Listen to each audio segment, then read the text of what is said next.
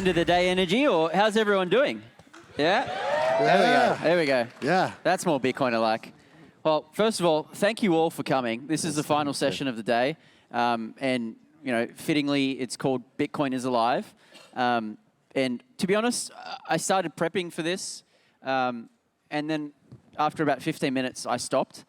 One, because I couldn't be bothered. But two, I'm joined by some excellent minds here. And to be honest, I don't think I should hold back this conversation. So preface, no idea where this is going to go. But first of all, I want to just start off with a little story about Bitcoin Alive. As JP mentioned, I'm one of the organizers of this event. And sort of, there's many reasons why we're here today. But ultimately, we thought a Bitcoin event, or Bitcoin-only event, was very much overdue for Australia, which I hope you all agree because you've joined us here today. Yes. And again, thank you very much for that.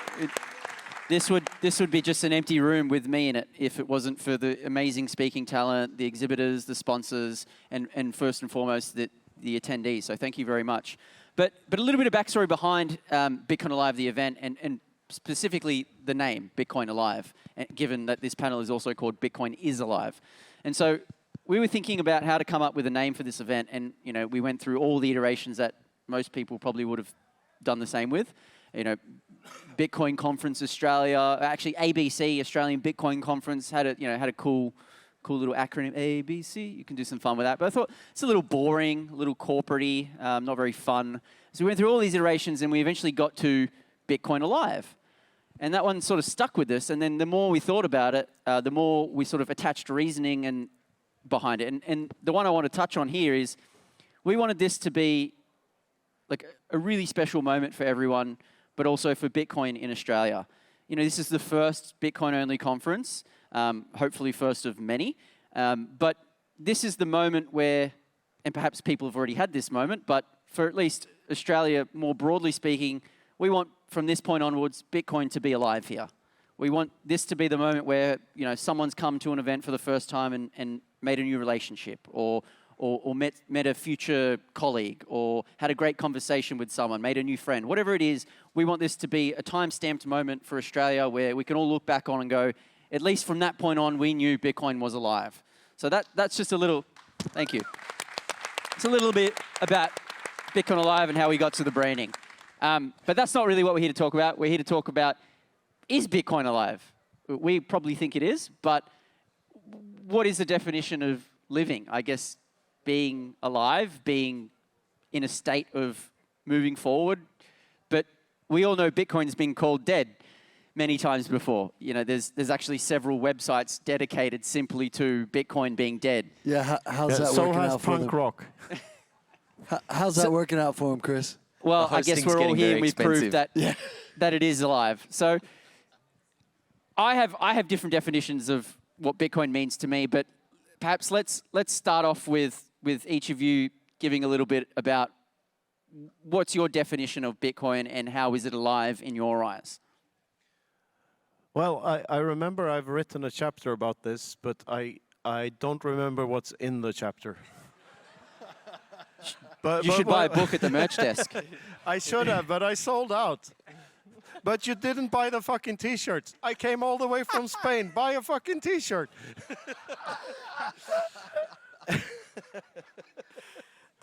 Maybe that says where your talents lie. Yeah. Writing books. Well, or that he doesn't remember. No. Anyway, yes, as I was saying before, we all are our Bitcoins because all it is remembering a secret. So they live in our heads.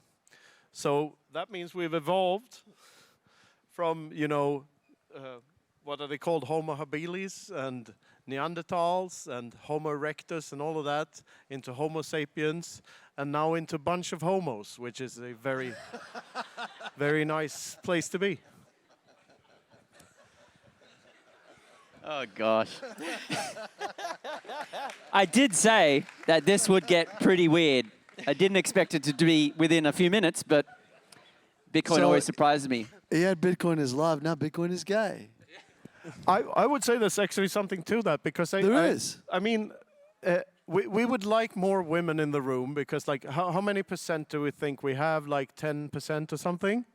Maybe 15? Love you all, ladies. But it is a bit of a schlongfest, this thing. And I would say there's nothing wrong with that. I mean, we all love and we hug each other. Izzy's the best hugger on the planet, I think. Thank you. Yeah, he's verify. a face hugger, like in alien movies. Anyway, so I always say like that, and I mean this in the most loving sense possible, that a Bitcoin conference is the closest thing to a gay experience a straight man can ever have. I can tell you, I'm pretty happy. I've had a really happy day. Yeah, me too. Bingo. I'll see you at the after party then. It's an old word for happy. Yeah, exactly. Michael, tell us how do you... Yeah, I mean, look, it's hard act to follow, but this is gold. Yeah, look, I'll go back to this. It's not gold, it's Bitcoin. It's better. It's orange. Bitcoin. Sorry, it's orange. Bitcoin. Is Bitcoin alive? I mean, look, I feel worried when a block hasn't been mined for a little bit. I kind of get this sort of, it feels like truly, honestly, the highest integrity heartbeat for humanity that we have. Because it quite literally is us all pouring in our consciousness to this thing. Because it's cryptographically secured between the chain and my brain. That's electrical current and electrical current on chain. They're tied together, they're entangled, whatever term you want to give them. So like Knut said earlier, and like Izzy was talking about, it can be really spiritual. And I don't want to sit here and sound like I'm at Hillsong or all that thing, like let's start donating. But if you think about what religion is, forget all the dudes in the clouds and all that shit. Religion is a set of core beliefs and values, really. Like if you boil it all down to that, it's like, I think the same way as you think the same way as me, whatever that is, whether it's right or wrong. I'm not debating that. But I think you're confusing religion and spirituality. What's the difference? There he goes. Here he comes. Go. What's the difference? Don't talk about the old man in the sky. Yeah, with but Knut. let's not go there. Well, sure. I'll destroy. Sorry, yes.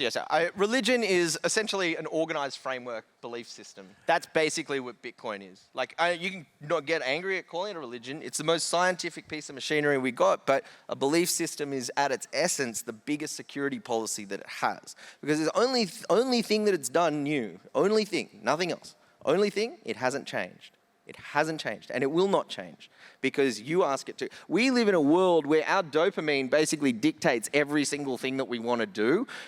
We consume too much, we overeat, we overtrain, we over everything. We overindulge in everything. And we talked about consumerism. We've lived in a whole society of wants. I want this. I want that. I deserve this. No, you don't deserve anything. That's a whole fake environment. That's money printing gone out of fashion. It's crazy. We are in a needs-based world now. What do you need? I don't care what you want. That's your own shit. That's ego. What you need is very different. And now I think the consciousness shift, when Knut talks about, these ideas of people being very well long-term into this space, but they're not very flashy. So they might drive a shit box of a car. And it's like, oh, dude, where's your Lambo? It's like, I know you don't get it if you're buying a Lambo. Now, I get the idea of a Lambo, like the premise of it. It is a statement. I made a promise to myself if like Bitcoin reached $1 million, I'd try and buy one day. But it is a wank thing. And really what Bitcoin is about sort of injecting values and I would say beliefs, because I'll be honest, I don't think many places I've grown up, they didn't really have a strong sense of cultural belief. It feels like the culture I've grown up in is consumerism, and that feels like a pretty cheap culture. No, it's kind of ironic how cheap it is, but it's got no depth, it's got no history. It's 60 years old, no one likes it, and it's torn countries apart. So I feel like this is a great paradigm shift. Sorry for the rant, but I feel like Bitcoin is somewhat alive, welcome but the I think rants. it's good, yeah. I know I probably shouldn't do this joke, but I sort of have to. Like, you don't need to wank when you're with a bunch of homos. He's fast. He's fast. He's good. Extremely good. Nice. Is that the next book? It might be. It's just a picture book, that one. Oh. Yeah, it's like the Kama Sutra. All right, Izzy. I'd say try clean this up, but I don't know if you're going to help. I just want to take my clothes off and see where this party goes. I can prove to you Bitcoin is alive right now. Let's see it. Look around you. Look around you. We're here. That's life. We are Bitcoin. There is no Bitcoin without us. Yeah? There's your answer. Is Bitcoin alive? Yeah. We're here, and we make Bitcoin every day. And then to your point as well, sure, it's going to keep issuing as long as there's electricity and the internet is running, right? But who's running that? Who's paying attention? We are. Yeah? You know, and to the point about the old man in the sky, when I was at Baltic Honey Badger, Wizard of Oz is somewhere here. He invited, yeah, give it up for the Wiz. Yeah, we got some powerful Bitcoiners in Australia. He said, Izzy, you've got to come to Baltic Honey Badger. It's really great. And I'm like, okay, yeah, let's do this. And I met Knut, and Knut was on stage, and he is a devout atheist, to use that terminology. No, he's an I atheist. wouldn't use that but I found terminology. it, wait for it. I found it really amazing because he was giving a wonderful presentation on Bitcoin is love. Of course, that's the first hug we ever had, is that moment I wanted to come and meet you. And do you remember what I said to you? You guys want to get a... I said, yeah. You're making me blush. Can we just change seats? Yeah, you want to switch seats? And I went up to Knut afterwards. I'm like, do you know how many religions in the world have said God is love? And it's one of the few times I saw you stump because you were like, Yeah, I was thinking of something else. were you? Okay, yeah. But so Bitcoin is definitely alive because we're alive. And we hold the network in our heart, in our laptops, in our phones. Yeah. What I, as a devout atheist, as you call it, I knew I would He be. took the bait. I took the baits like That's why I put that hook, word. line, and yeah. sinker. I changed my views on religion quite a bit. So I now view statism as, well, I always sort of viewed it as yet another religion, but nowadays I view it as probably the worst one. Yeah, wow, agree. Yeah, and I still think the others are pretty bad too. But what I figured out is that there's a thing called Pascal's wager. You know about it, right? I do indeed. That you're sir. supposed to live as if God exists because of the probability of getting into In heaven. case you meet him, yeah. And I always found that to be incredibly stupid because it leaves out all the other 5,000 gods that exist out there. And but what I figured out was that it actually works if by God you mean Bitcoin. Nice. Because if we Nice. believe in Bitcoin and if we devote our lives to it, we increase its chances of success. So we actually make God, Bitcoin, come alive by having the Wankfest. So it's fucking brilliant. You know, You know what I mean? Yeah. To that point, I just want to comment on something. I know we're getting a little Only now? Only now we're getting a little. I want to comment on that, on the Wankfest part. No, I spent the last almost 30 years, well, specifically the first 20 of that time, opting out of society and opting out of belief systems. It's a very, very, very difficult thing to do. And when you start looking at yourself and realizing, oh my God, I have so many beliefs, but when you can see them as only a belief, it gives you this superpower of going, oh, I don't really need to believe anything to go through life and for life to work. And Bitcoin was something that I found along that path that I didn't have to believe in it at all. It's 100% verifiable. And that was something I dearly loved about Bitcoin. Yeah, true, spot on. Very much, I agree. I guess I'll bring it back to some level of normalcy.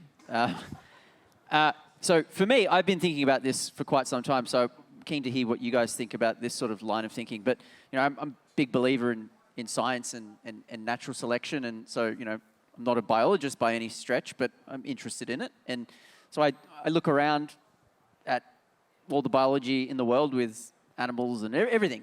Everything's biology, essentially. And so I apply that same level of thinking to Bitcoin. And so back to that I think it's Bitcoin Obituaries website, or there's probably many, where that every single time Bitcoin is being claimed to be dead, it gets posted on there. And I think it's like 400 or 500 posts long, and it's still alive, ironically. But over the Bitcoin's lifespan of 10, 12, 13 years, whatever it is now, it's had everything thrown at it. It's been called a scam. Governments have tried to shut it down and ban it. Mining has been removed from some countries. It's been used by only drug dealers and darknet markets, all sorts of stuff. And here we are today. Bitcoin is stronger than ever. Its hash rate is consistently breaking new all-time highs. Every single metric pretty much is up, perhaps except the one that matters the least, which is price. But that will deal with itself in its own time. So I guess my question here is, with that in mind, does Bitcoin follow that same type of principles? Is it a part of nature just like plants are, or just like Brandon Quinham's work with mushrooms and mycelium?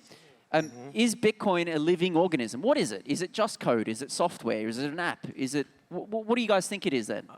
I know when I wrote about this in the book, and very inspired by Brandon's article, and similar articles. I was not the first one who wrote about it, but like the definition of what life is keeps changing over time. And on Wikipedia, it has changed a lot of time because there's no real consensus of what being alive means. We know it's something. We know that like a stone isn't alive, and this table probably isn't alive. But well, the definition I had here from my quick Google was having life, not dead or inanimate, still in existence, force or operation. So I guess a rock is pretty inanimate. The latest Wikipedia definition I saw had some other stuff, but with metabolism and reproduction and stuff like that. Characteristics Bitcoin doesn't have, or does it? Sorry? Does Bitcoin have those characteristics? Does it have a metabolism? It does, and the blocks it produces must be the turds, right? Yeah, and it eats energy. And also it evolves, and it evolves by a thing called Bitcoin improvement proposals, like BIPs. And this is a fascinating thing to me, because what is a Bitcoin improvement proposal? It's a proposal to improve Bitcoin in some shape, way, or form. And if we reach a consensus on if the change is good, then it upgrades to whatever we want it to upgrade to. And the more time that passes, the harder that will be. The hurdles will be, because you need everyone to agree. It's not a democracy, because like for consensus algorithms, but democracy is bullshit. We need everyone to agree. So upgrades and changes do happen, but they only happen if we all agree they should happen. But flip that argument around. What does that actually mean? That means that we define good, or a good change, by what happens in Bitcoin. So Bitcoin can only change for the better, because we define better by what we want. Like if we want the change, that was the better change. So that means Bitcoin can only get better over time. It's like natural selection almost. Yeah, it's like natural selection, but on steroids. Because, as I said before, that sounded like an Australian because, didn't it? Because, I can't do it again, but anyway, as I said before, miners don't create Bitcoin. Like the nodes, node runners run their nodes, and they tell the miners what software they're using. So they tell the miners what software will be, what rules they need to follow in order to get the reward.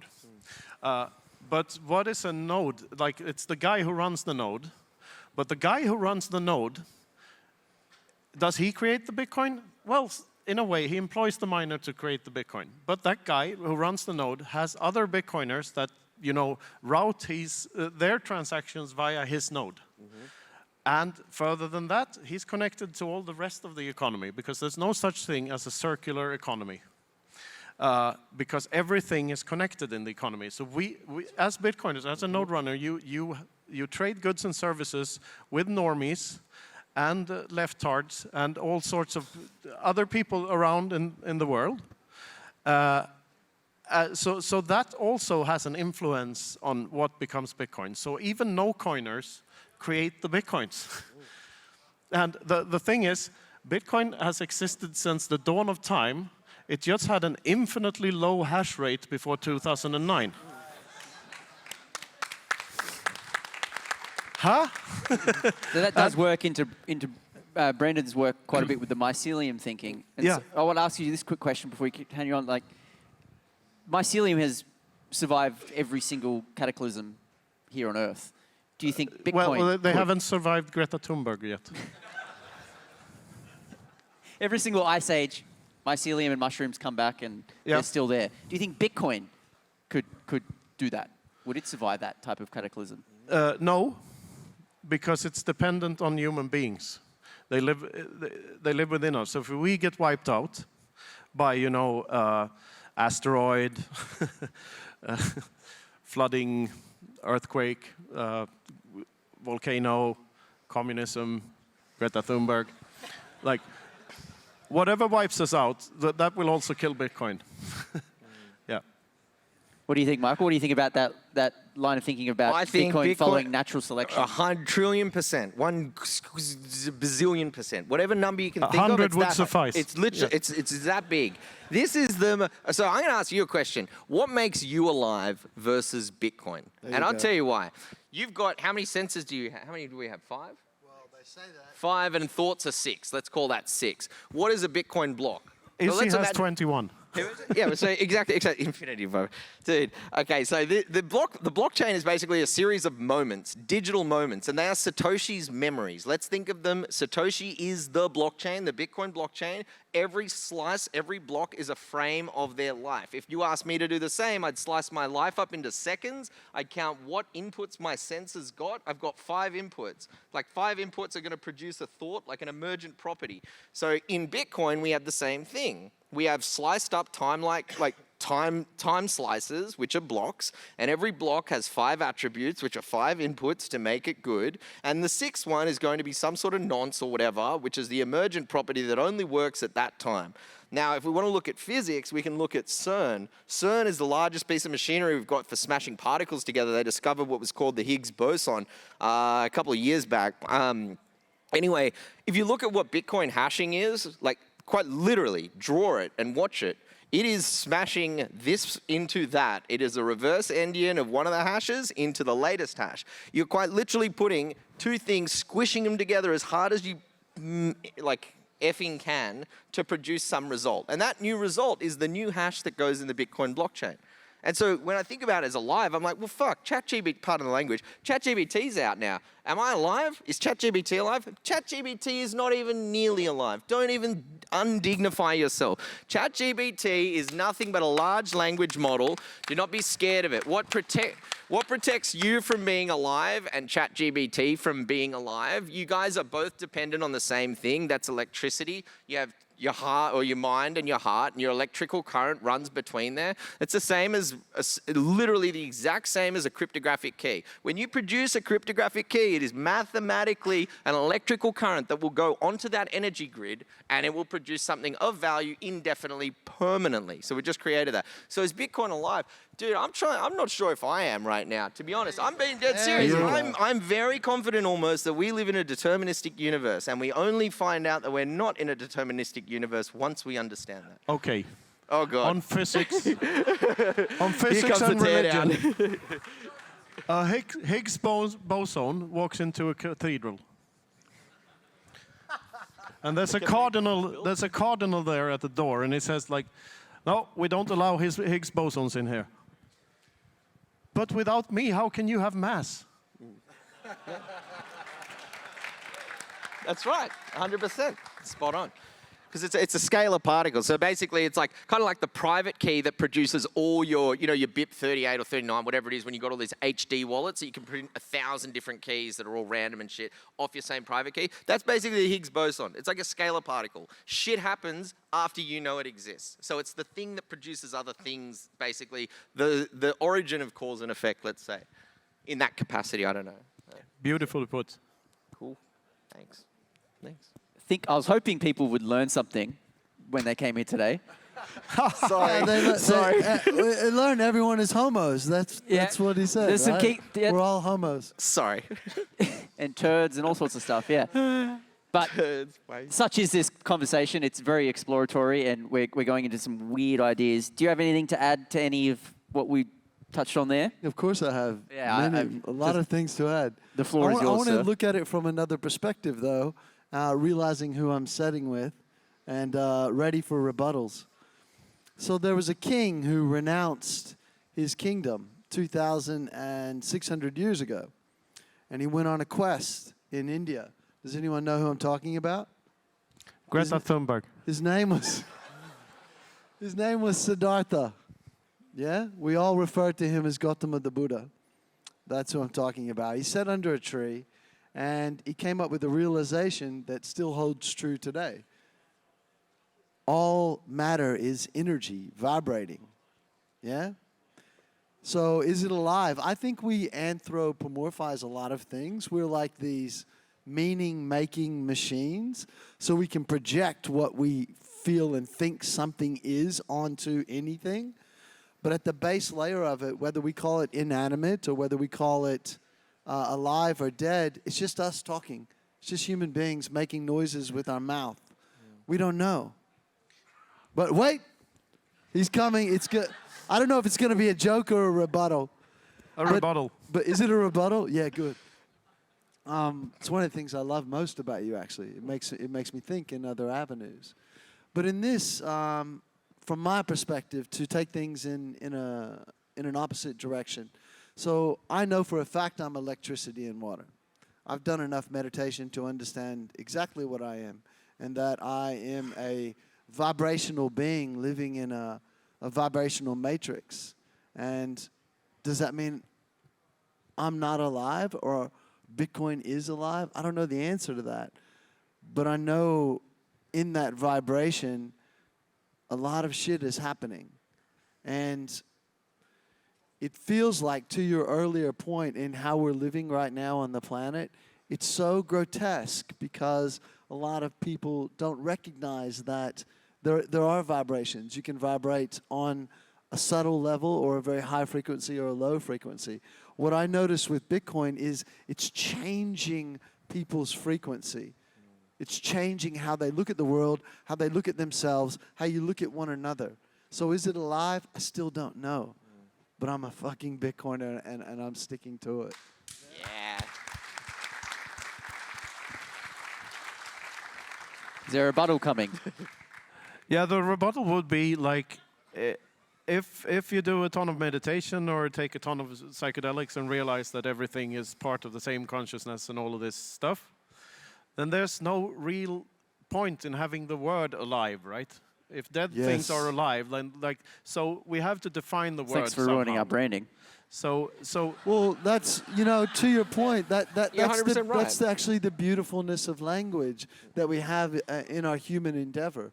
Yes. Because we do get to make those definitions. Yes. But sometimes in our past, kings have made certain definitions, politicians have made... Egos have made certain definitions. There you go. Yeah. It's one of the things I love about Bitcoin. And to Andy Pitt, wherever she is, her company, do you guys know the name of her company? Ego Death. It's a beautiful name. And Bitcoin provides an ego death. I know you'd agree with that, Knut. Yeah. And I like all of that. But I still like the word alive and the word dead to describe two different states. Like, I don't really like to call this inanimate objects alive, because then there's no use for the word. It's like when you're conflating the word love and God. To me, that's like the same thing. There's a reason there are two words. And if everything's alive, then nothing was alive or exactly. dead. But to that point, I would like to make imagine Hal Finney before he died of that horrible disease. That he memorized his private key to a ton of Bitcoin. And then he cryo-froze his head. Yes. And we figure out how to resurrect it 600 years from now. Let's say 666 years from now to add color. 660. Oh, I feel you. Or 21 million years from now. What the hell do I know? Well, and we defrost his head in the micro, like the ping. Yeah. Comes out, attach it to another body. Stunning looking. Running. Yeah. Same sort of legs. Yeah. 8 legs. Whatever, what do I know? But he's alive again. Yes. And he remembers the key. Yes. Then that Bitcoin didn't die. That's right. It was all there. is there all along. So Bitcoins never die. They just we just forget them. It's like quantum mechanics. As soon as you look at it, like it collapses or something, it's the same thing. Like as soon as Hal Finney, gets brought back from the dead, the circulating supply comes back like straight away. It's like we observe that moment of him coming back to life. There's obviously an entangled moment with some sort of coin action or something. And you could say that all Bitcoins. Did you know that Hal Finney was an extropian? And what? Did you know he was an extropian? What's extropian? What's that? Does someone here know what extropianism is? And that You might some have to of the define it early- quickly. Go, give it to That's us. racist, Izzy. Oh, come on! You called everyone homos. That's sexist. That was a compliment. Oh, my No, bad, I don't my know what bad. the word means. No, he was an extropian. That's why he froze his head. That's why he cryonised his head. And if you look at the roots of Bitcoin, you will find extropianism all over it. This is pre-cypherpunk. Extropians they looked deeply into the internet, and they wanted to understand, how do we protect ourselves into this digital world? They looked very deeply into it, and I would venture to say, they would say, for your argument just then, that Bitcoin is 100% alive. This is why I would freeze my consciousness, was the theory at the time, and then reanimate it at another time when the technology allows for that.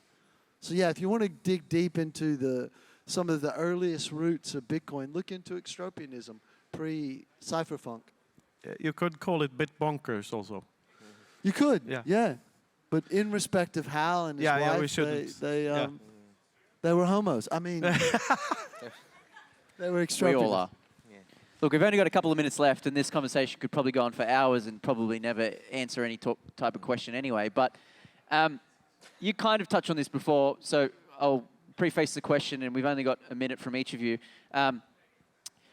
If we don't get blown up by an asteroid or Greta Thunberg or anything in between, assuming life continues in some sort of normal level like it is today, can Bitcoin be killed?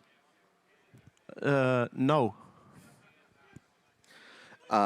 Okay. Yeah, no. I tend to agree. I think I actually think everything else is vulnerable right now to problems in mathematics. So prime numbers, they're the root of everything. They're the root of all cryptography. It's the obfuscation of prime numbers. They're difficulty to be found. So the next innovation I think will be something around that, and that is the biggest weak point that I see with Bitcoin. But it's also, if Bitcoin has a weakness and it's prime numbers, because cryptography, the whole premise of cryptography is built on prime numbers. It's like saying you build your house on sand, then sand is the problem, not the fortification of your house, right? So this is the same thing. So right now, prime numbers are a bedrock. But if they turn to sand, which says everything's possible, then that becomes a big problem for Bitcoin. The counter thing is, and this is what I've studied quite a lot, is like, I want to see what can break Bitcoin, because I genuinely don't think so. I know. Go. Pride numbers. What? I'm missing this. Prime numbers. Okay, Prime, so but with a basically, D. prime numbers, pride numbers. Sorry, I just got that. Sorry, I'm an idiot. Sorry about that I'm one. slow. I'm 10 minutes per block over here. Yeah. Yeah, Lightning Network on Lightning chain. Network versus on chain. But no, I think it's quite important to recognize that, and I think there's a lot of bright people out here where we can get chinked by that if our ego doesn't check us at the door. Like, fortunately, if we remove our ego and say, look, this is pretty fucking good. It's almost too good to be true, but something might go wrong. That's something I believe is twin primes, or the twin prime conjecture that relates to the Riemann hypothesis. I think that busts open all of cryptography, but that means that we live in a world much more like nature now, and nature doesn't have privacy. So I know that one of the big premises of Bitcoin, while it's open and transparent, is obviously privacy preserving. But I've seen every algorithm in computer networks and distributed systems always evolve into a nature algorithm, because like Bitcoin, nature's got a really good incentive model. It's been working it's like a Bitcoin blockchain that's been working for 14.6 billion years. And you're going to tell me that I'm going to listen to some schmuck Stanford CS grad that's got a new algorithm? He's 19. He doesn't know what day of the week it is. He doesn't even know that this is the case. Nature is king. We've got to understand this. Like, the moment we fight it, we get cancer, we get sick, all this shit. Why do you think we're getting it? The earth is trying to tell us, go fuck yourself, dude. This is not how I'm bound. Straight up. No, and now let's talk about other things. We talk about all this brilliance of like carbon emission offsetting and all this shit. Let me tell you something. The Earth is a giant magnet. I didn't make this up. No one Yes. does. It is a giant magnet. If you bust up a magnet, you can go home and do this yourself very easily. Take out a magnet. Start chipping it. What do you think happens to the magnetic conductivity of that thing you've been hitting and chipping? Obviously, it's going to change. It's not going to be as spherical. It's not going to be as perfect. So that's a big problem. So what do you think we're doing with cobalt mines? Like, we're literally busting up our own magnet. And then we're trying to jerk off and call it carbon emission, like zero offset or whatever the fuck. Oh my God.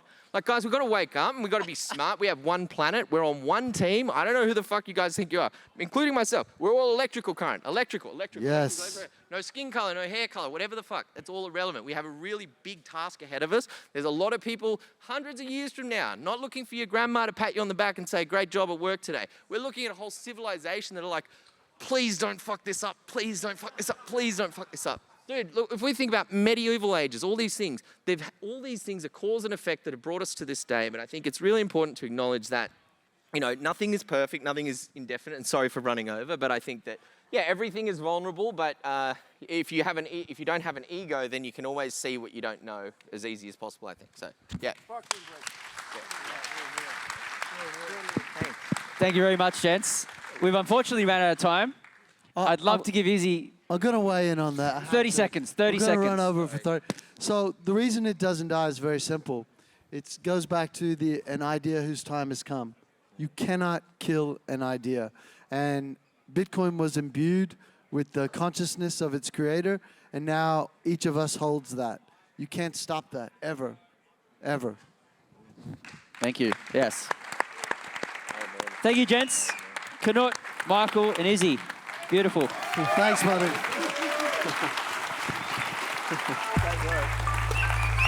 Thank you, guys.